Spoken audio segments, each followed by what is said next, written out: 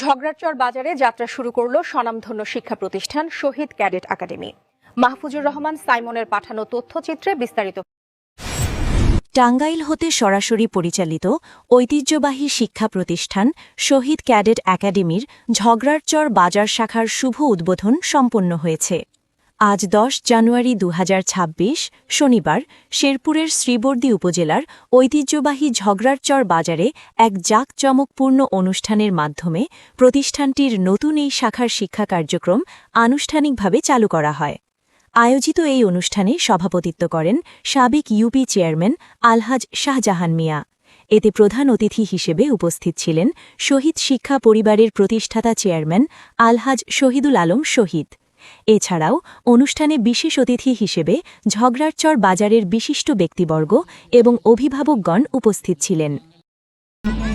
পরিচালিত শহীদ cadet academy ঝগড়ারচর বাজার শুভ উদ্বোধন উপলক্ষে আজকের অনুষ্ঠানে উপস্থিত সম্মানিত সভাপতি জনাব আলহাজ শাহজাহান মিয়া, সাবেক ইউপি চেয়ারম্যান, 11 নং চর পুটিমারি ইউনিয়ন পরিষদ, ইসলামপুর জামালপুর, এবং আজকের অনুষ্ঠানের মধ্যমণি সারা বাংলাদেশের আলোড়ন সৃষ্টিকারী সমগ্র কিন্ডারগার্টেনের স্থপতি, বিগত 40 বছর যাবৎ যিনি শিক্ষার আলো ছড়িয়ে যাচ্ছেন সমগ্র বাংলাদেশে, তিনি হলেন আমাদের সবার সম্মানিত জনাব আলহাজ শহীদুল আলম শহীদ স্যার, প্রতিষ্ঠাতা চেয়ারম্যান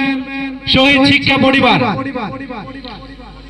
আসলে আজকে আমার এত ভালো লাগছে যে really I cannot express my feelings in word.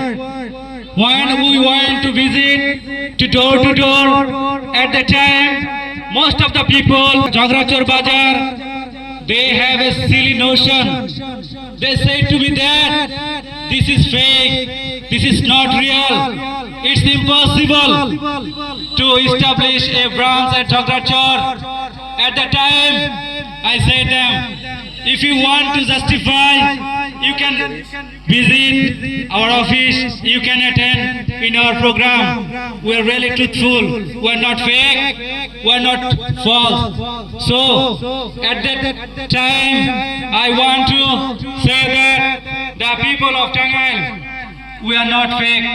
So this is the blessing of Jhagrachor Bazar, because we are here. So I want to say that after 1 month I want to prove that this is the best institution in Tangail, not only in Tangail but also in Bangladesh. All over the country everybody knows about this institution.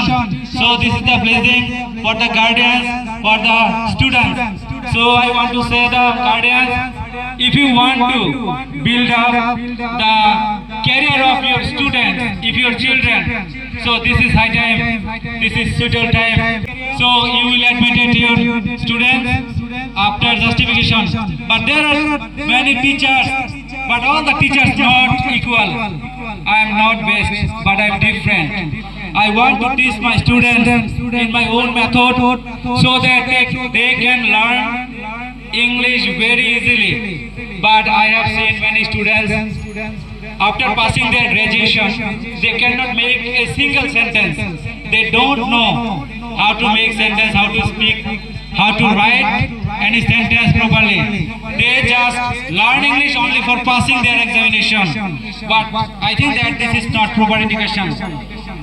You know that education is the backbone of a nation, but I think that proper education is the backbone of a nation, but only passing system is not real education. One of my teachers, Mr. Laulu sir, most of the time says that knowledge is power, but he says that knowledge is absolutely power.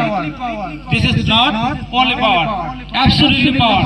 He has read and adverb, because adverb increases the beauty of sentence, and really, so I want to spread my education among the people of Jhagrachar, so that once upon a time they will be expert in English, not only English but also in all subjects, and who are the educated person, they know about the cadet. What is cadet? Cadet means যুদ্ধ বিদ্যা শিক্ষার্থী।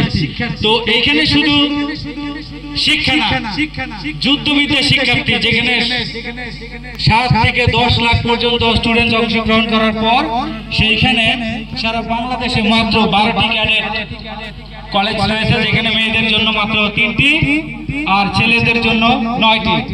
সেইখানে সুযোগ পাওয়া মানে সোনার হরিণ, একটা সরকারি চাকরি পাওয়ার মতো।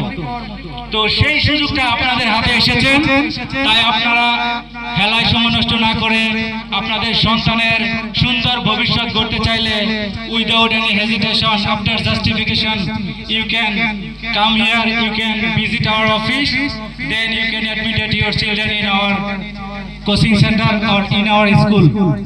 Thank you very much for keeping patient, listening to me.